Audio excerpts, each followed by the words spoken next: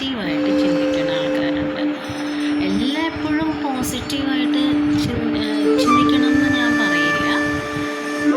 ചില സിറ്റുവേഷനിൽ നമുക്ക് നെഗറ്റീവും വരും. എന്നാലും കൂടുതലും പോസിറ്റീവായിട്ട് നമ്മൾ ചിന്തിക്കുമ്പോൾ അതിനനുസരിച്ച് കൂടുതൽ റിസൾട്ട് പോസിറ്റീവായിരിക്കും.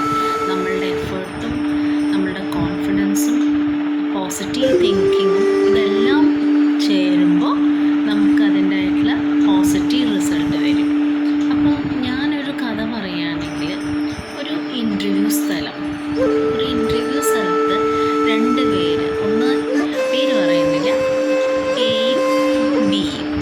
അപ്പം എ ബിയിനോട് പറയാം, ഞാനങ്ങനെ പഠിച്ചിട്ടോ കാര്യങ്ങളൊന്നും ചെയ്തിട്ടില്ല, എനിക്കത് കിട്ടാൻ പോകില്ല എന്നറിയാം, ക്വാളിഫിക്കേഷനൊക്കെ ഉണ്ട്, എന്നാലും എനിക്കങ്ങനെ കിട്ടുന്ന പ്രതീക്ഷയില്ല എന്ന്. അപ്പം അങ്ങനെ ഒരു കുഴപ്പം മട്ടിൽ എ ബിയിനോട് പറഞ്ഞു.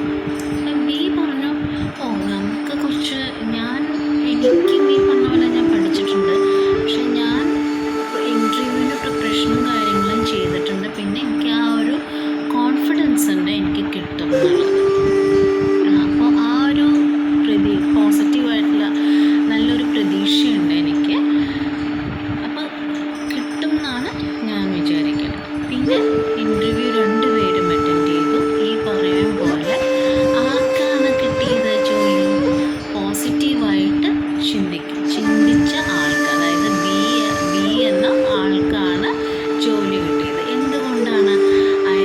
അയാളുടെ മനസ്സിലൊരു പോസിറ്റീവ് തിങ്കിങ് ഉണ്ട്.